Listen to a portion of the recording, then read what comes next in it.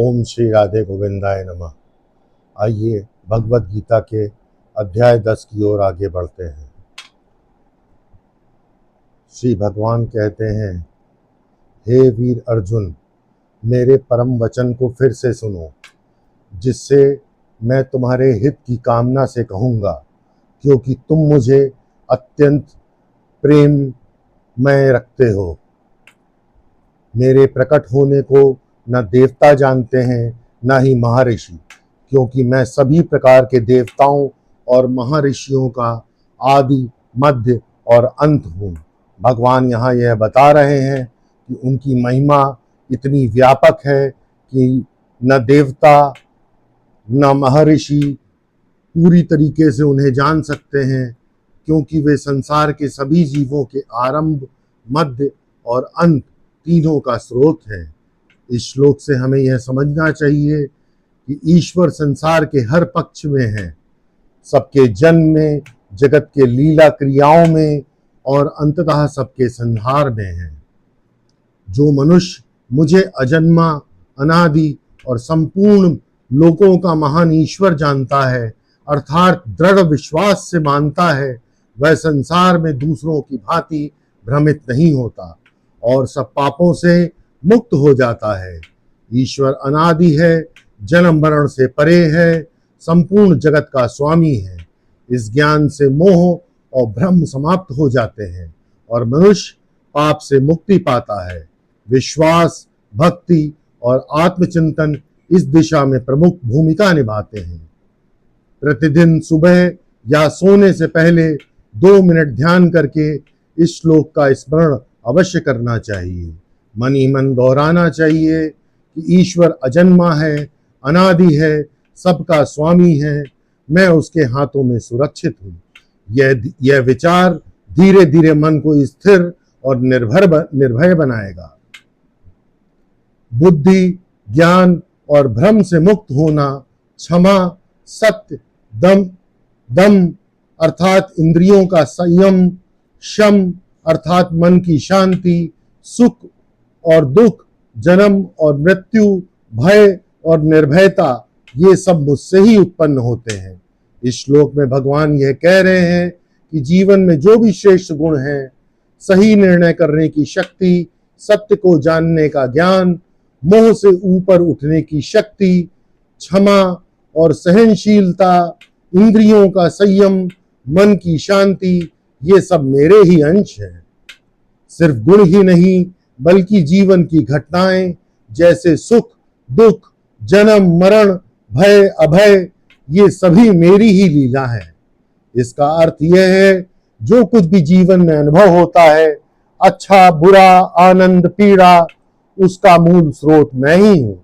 इसलिए मनुष्यों को इन अवस्थाओं में फंसना नहीं चाहिए, बल्कि संभाव रखकर इन्हें स्वीकार करना चाहिए।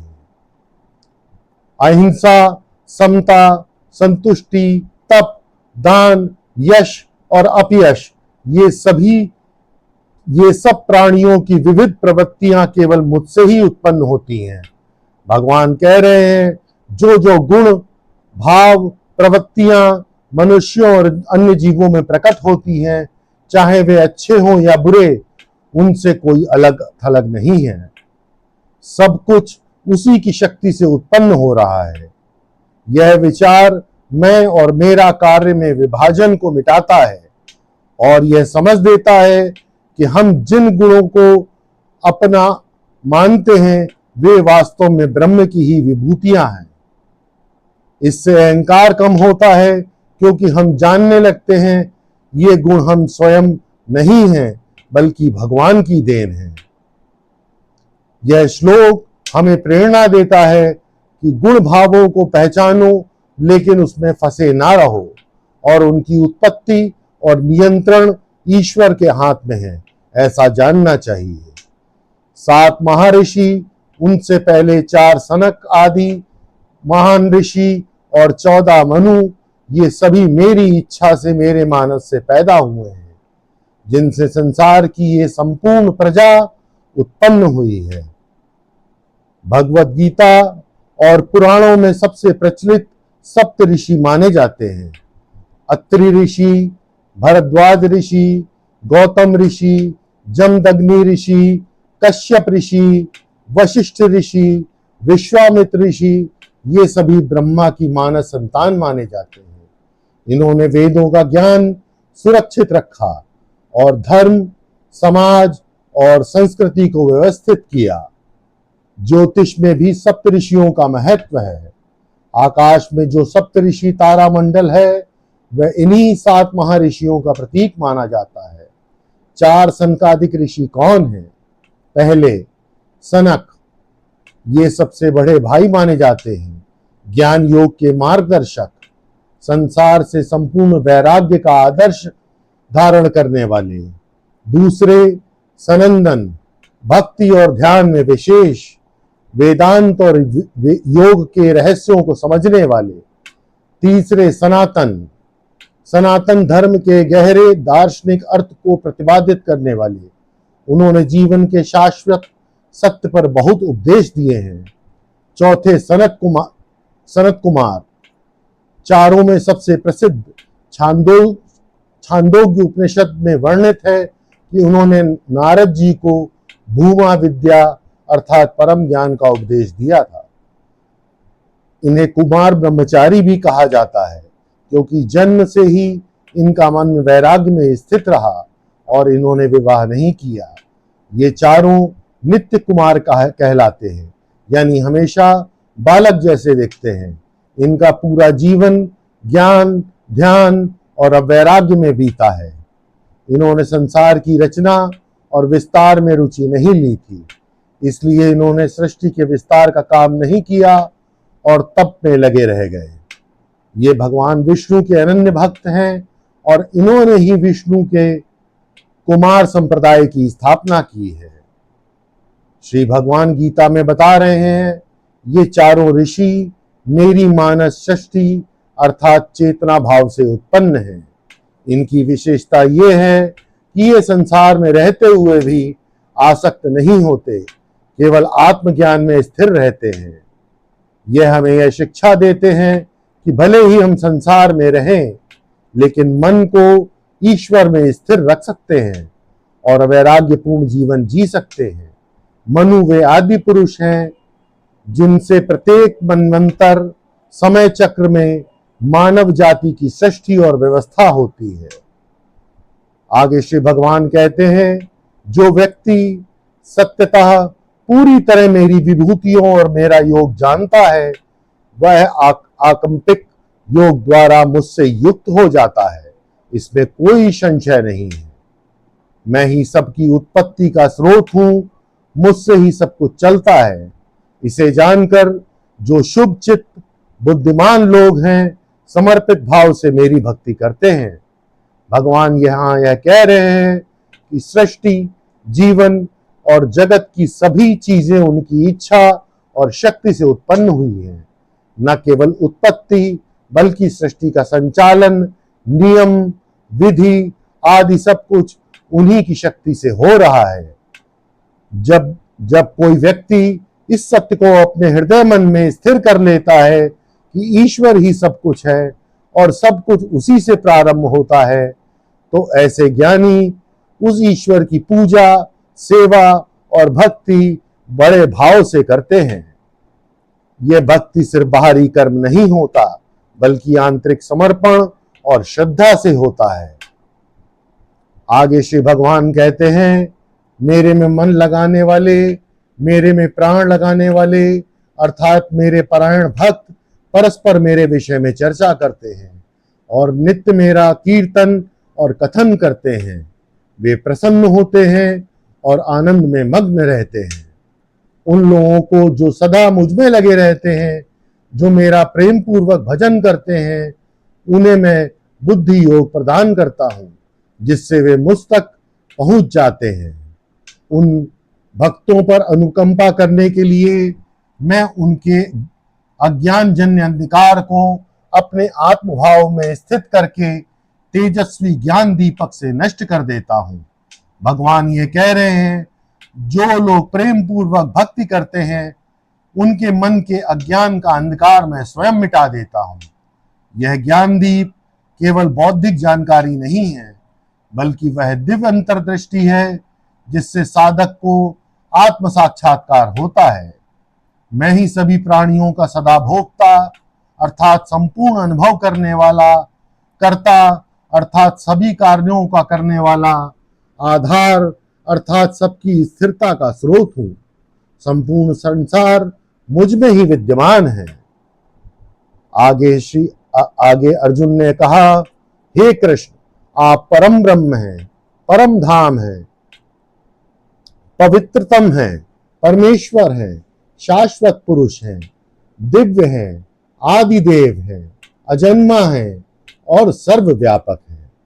सभी ऋषि, देवर्षि नारद, आसितों, देवल और व्यास ने आपको इस प्रकार कहा है और आप स्वयं भी मुझे यही बता रहे हैं। अर्जुन ने भगवान श्री कृष्ण से उनकी दिव्य सत्ता की पुष्टि की। वह मानते हैं कि भगवान श्री कृष्ण ही परम ब्रह्म, सृष्टि के आदि, शाश्वत, अजन्मा और सर्वव्यापक है। ऋषियों और देवर्षियों ने भी उनकी इसी दिव्यता की पुष्टि की है। अर्जुन ने यह स्वीकार किया कि भगवान श्री कृष्ण ही सृष्टि के कर्ता और पालनहार हैं। आगे अर्जुन ने कहा, हे केशव, आप जो कुछ भी मुझे कहते हैं उसे मैं सत्य मानता हूं, क्योंकि हे भगवान, न तो देवता और न ही दानव आपकी वास्तविकता को जान सकते हैं। अर्जुन ने कहा, हे पुरुषोत्तम, आप स्वयं अपनी वास्तविकता को अपनी दिव्य शक्ति से जानते हैं। आप ही सभी प्राणियों के सृष्टा, पालनकर्ता और संहारक हैं। आप देवताओं के देवता और संपूर्ण ब्रह्मांड के स्वामी हैं। कृपया मुझे अपने दिव्य स्वरूप के विषय में विस्तार से समझाइए, जिनके द्वारा आप पूरे ब्रह्मांड में व्याप्त हैं। हे योगेश्वर, मैं सदा आपकी ध्यान में मग्न होकर आपको किस प्रकार से जान सकता हूँ? हे भगवान, मैं आपको किस किस रूप में ध्यान करूं? आगे अर्जुन ने कहा, हे जनार्दन, कृपया अपनी दिव्य शक्तियों और विभूतियों का विस्तार से वर्णन करें, क्योंकि आपके अमृत समान वचनों को सुनकर मैं कभी तृप्त नहीं होता। आगे श्री भगवान कहते हैं, हे कुरुश्रेष्ठ अर्जुन, मैं तुम्हें अपनी दिव्य विभूतियों के विषय में बताऊंगा, परंतु केवल प्रमुख विभूतियों के बारे में ही, क्योंकि मेरी विभूतियों का कोई अंत नहीं है। जो मुझसे जुड़े हुए हैं और मेरी सत्ता में स्थित हैं, उन्हें यह ज्ञात है कि मैं ही सभी प्राणियों का आरंभ, मध्य और अंत का कारण हूँ। हे अर्जुन, मैं आदित्यों में विष्णु, ज्योतिष्मानों में सूर्य, मारुतों में मारीची और नक्षत्रों में चंद्रमा हूँ। हे अर्जुन, वेदों में मैं सामवेद, देवताओं में मैं इंद्र हूँ, इंद्रियों में मैं मन हूँ और सभी प्राणियों में मैं चेतना यानी जीवात्मा हूँ। रुद्रों में मैं शंकर हूँ, यक्षों और राक्षसों में धन के स्वामी कुबेर हूँ और वसुओं में मैं अग्नि हूँ और पर्वतों में मैं मेरु पर्वत हूँ। हे पार्थ, पुरोहितों में मैं बृहस्पति हूँ, सेनापतियों में मैं कुमार कार्तिकेय हूँ और जलाशयों में मैं सागर हूँ। महर्षियों में मैं भृगु हूँ, वाक्यांशों में मैं ओम हूँ, यज्ञों में मैं जप यज्ञ हूँ और स्थावरों में मैं हिमालय हूँ। वृक्षों में मैं अश्वत्थ अर्थात पीपल हूँ, देवर्षियों में मैं नारद हूँ, गंधर्वों में मैं चित्ररथ हूँ और सिद्धों में मैं कपिल मुनि हूँ। भगवान श्री कृष्ण इस श्लोक में अपनी दिव्य विभूतियों का वर्णन कर रहे हैं। पहला, पीपलों में, वृक्षों में पीपल। पीपल का वृक्ष भारतीय संस्कृति में अत्यंत पवित्र माना जाता है। यह दीर्घायु, छाव देने वाला और जीवनदायी माना जाता है। भगवान श्री कृष्ण ने इस वृक्ष को अपनी दिव्य उपस्थिति के रूप में प्रस्तुत किया है। दूसरा, देवर्षियों में नारद। नारद मुनि देवताओं के प्रमुख ऋषि माने जाते हैं। वे भगवान के परम भक्त और भक्ति के प्रचारक हैं। भगवान श्री कृष्ण ने नारद को अपनी दिव्य उपस्थिति के रूप में प्रस्तुत किया है। तीसरा, गंधर्वों में चित्ररथ। चित्ररथ गंधर्वों के प्रमुख गायक और संगीतज्ञ माने जाते हैं। वे दिव्य संगीत और गायन में निपुण हैं। भगवान श्री कृष्ण ने चित्ररथ को अपनी दिव्य उपस्थिति के रूप में प्रस्तुत किया है। चौथा, सिद्धों में कपिल मुनि। कपिल मुनि सिद्धों के प्रमुख माने जाते हैं। वे सांख्य दर्शन के प्रवर्तक और आत्मज्ञान के प्रचारक हैं। भगवान श्री कृष्ण ने कपिल मुनि को अपनी दिव्य उपस्थिति के रूप में प्रस्तुत किया है। आगे श्री भगवान कहते हैं, घोड़ों में मुझे उच्चय श्रवा के रूप में पहचानो, जो अमृत के लिए किए गए समुद्र मंथन से उत्पन्न हुआ था। मैं गजेंद्रों में ऐरावत हूं तथा मनुष्यों में राजा हूं। शस्त्रों में मैं वज्र हूं, गायों में मैं कामधेनु अर्थात इंद्र की इच्छा पूर्ति करने वाली गाय हूं। प्रजनन के कारणों में मैं कामदेव हूं और सर्पों में मैं वासुकी हूं। नागों में मैं शेषनाग हूं, जलचरों का अधिपति मैं वरुण देवता हूं। पितरों में मैं आर्यमा हूं और शासन करने वालों में मैं यमराज हूं। दैत्यों में मैं प्रहलाद हूं, गणना करने वालों में मैं समय हूं। पशुओं में मैं सिंह हूं और पक्षियों में मैं गरुड़ हूं। चलने वाली शक्तियों में मैं पवन हूं, शस्त्र धारण करने वालों में मैं श्री राम हूं। मछलियों में मैं मगर हूं और नदियों में मैं गंगा हूं। हे अर्जुन, सृष्टियों का आदि, अंत और मध्य मैं ही हूं। विद्या में मैं आत्मविद्या हूं और वाद विवाद करने वालों में मैं तर्कयुक्त वाद हूं। भगवान बताते हैं, वे ही संपूर्ण सृष्टि के सृजक अर्थात आदि, पालनकर्ता अर्थात मध्य और संहारक अर्थात अंत हैं।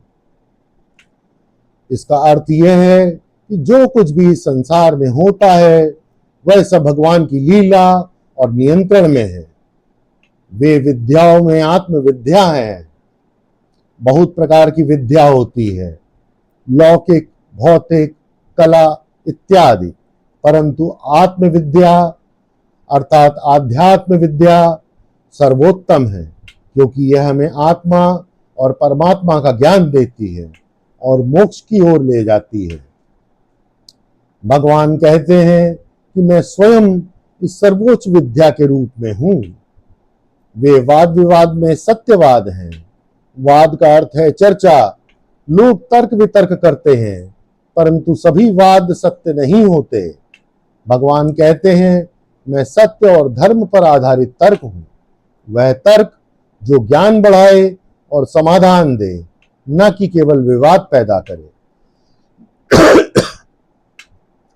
अक्षरों में मैं आ हूं, समासों में मैं द्वंद्व समास हूं। मैं अक्षय काल हूं। मैं ही सब ओर मुंह करके सृष्टि का धारण करने वाला धाता हूं। अक्षरों में आ पहला वर्ण है और सभी वर्णों का मूल है। इसका अर्थ है कि भगवान सभी ध्वनियों और वाणियों के मूल स्रोत हैं। वे समासों में द्वंद्व समास हैं। द्वंद्व समास में दो शब्द बराबरी से मिलाकर एक नया अर्थ देते हैं, जैसे माता पिता, दिन रात। भगवान कहते हैं, मैं वह संतुलन हूं जो द्वंद्व में भी सामंजस्य बनाता है। वे अक्षय काल हैं। भगवान स्वयं को अविनाशी समय बताते हैं। समय सबको नष्ट कर देता है, लेकिन भगवान के रूप में समय स्वयं कभी भी समाप्त नहीं होता। भगवान कहते हैं, वे सृष्टि को धारण करते हैं। इसका अर्थ है कि जो कुछ भी अस्तित्व में है वह भगवान के द्वारा ही सुरक्षित और संचालित है। आगे श्री भगवान कहते हैं, मैं सबको हरने वाला मृत्यु हूं और उत्पन्न होने वालों का जन्म हूं। स्त्रियों में मैं कीर्ति, श्री यानी लक्ष्मी, वाणी यानी सरस्वती, स्मृति, मेधा, धैर्य और क्षमा हूं। मृत्यु सबको हर लेने वाली है, धन, शरीर और संबंध और सब कुछ। भगवान कहते हैं वह मृत्यु भी मैं ही हूं। यह हमें यह याद दिलाता है कि मृत्यु से डरने की जगह उसे समझना चाहिए। यह भी भगवान का ही रूप है। जो कुछ भी भविष्य में जन्म लेता है उसका जन्म भी भगवान के कारण ही होता है। भगवान ही जीवन का कारण है। स्त्रियों में 7 दिव्य गुण होते हैं। पहला कीर्ति यानी अच्छा नाम और यश। दूसरा श्री यानी लक्ष्मी, ऐश्वर्य और सौंदर्य। तीसरा वाक यानी मधुर वाणी और ज्ञान का प्रवाह। चौथा स्मृति यानी सही बात याद रखने की शक्ति। पांचवा मेघा यानी बुद्धिमत्ता और विवेक। छठा धैर्य यानी कठिनाइयों में स्थिर रहना। सातवां क्षमा यानी दूसरों की गलती को माफ करना। ये सभी गुण भगवान के दिव्य स्वरूप हैं और स्त्रियों के माध्यम से संसार में प्रकट होते हैं। आगे श्री भगवान कहते हैं कि साम वेदों के गीतों में मैं वृहत साम हूँ, छंदों में मैं गायत्री छंद हूँ और महीनों में मैं मार्गशीर्ष हूँ और ऋतुओं में मैं बसंत ऋतु हूँ। सामवेद में कई प्रकार के गीत हैं जिनमें बृहत साम सबसे श्रेष्ठ और मधुर माना जाता है। भगवान कहते हैं मैं उस सर्वोत्तम गीत के रूप में प्रकट हूँ। गायत्री सबसे पवित्र और प्रभावशाली छंद है। भगवान कहते हैं मैं वही गायत्री हूँ जो सभी मंत्रों की जननी है। मार्गशीर्ष यानी नवंबर दिसंबर मास को सबसे शुभ मास माना जाता है। इस मास में भगवान विष्णु की पूजा का विशेष महत्व है। भगवान कहते हैं कि महीनों में मैं मार्गशीर्ष हूँ। बसंत ऋतु को ऋतुओं का राजा माना जाता है। यह फूलों से भरी, सुखद और जीवनदायिनी ऋतु होती है। भगवान कहते हैं कि ऋतुओं में मैं बसंत ऋतु हूँ जो आनंद और सौंदर्य का प्रतीक है। छल करने वालों में मैं जुआ हूँ, प्रभावशाली पुरुषों का प्रभाव भी मैं ही हूँ। मैं जीतने वालों का विजय हूँ, मैं निश्चय करने वालों का निश्चय हूँ और सत्व गुणी व्यक्तियों का सत्व मैं ही हूँ। वृष्णिवंशियों अर्थात यदुवंशियों में वसुदेव यानी तेरा सखा, पांडवों में धनंजय अर्थात तू, मुनियों में वेद व्यास और कवियों में कवि शुक्राचार्य भी मैं ही हूँ। दमन करने वालों में दंड नीति यानी शासन का उपाय मैं हूँ और विजय चाहने वालों में नीति मैं ही हूँ। गोपनीय भावों में मौन हूँ और ज्ञान भावों में ज्ञान हूँ। हे अर्जुन, जितने भी चर अचर प्राणी हैं उन सब का बीज भी मैं ही हूँ। ऐसा कोई भी चर अचर प्राणी नहीं जो मेरे बिना रह सके। हे परंतप, मेरी इन दिव्य विभूतियों का अंत नहीं है। यह मैंने जो कुछ भी कहा है वह मेरी विभूतियों का केवल संक्षेप में कहा हुआ विस्तार है। हे अर्जुन, जो भी शुद्ध, शोभायुक्त या अत्यंत सामर्थ्यशाली, प्रभावशाली व्यक्ति या वस्तु है उसे तू मेरे ही तेज के अंश से उत्पन्न जान। हे अर्जुन, इन बहुत सी विभूतियों के जानने से तेरे लिए क्या प्रयोजन है? मैं तो अपने एक अंश मात्र से ही इस संपूर्ण जगत को धारण करके स्थित हूँ। अब क्या जानना बाकी है? भगवान यह कह रहे हैं कि मैंने तुम्हें अपनी बहुत सी विभूतियां बता दी, लेकिन इससे भी अधिक जानने की आवश्यकता नहीं है क्योंकि मेरा संपूर्ण स्वरूप अनंत है। यह सबसे गहरा रहस्य है। भगवान कहते हैं कि मैंने अपने एक छोटे से अंश से ही पूरे जगत को धारण कर रखा है।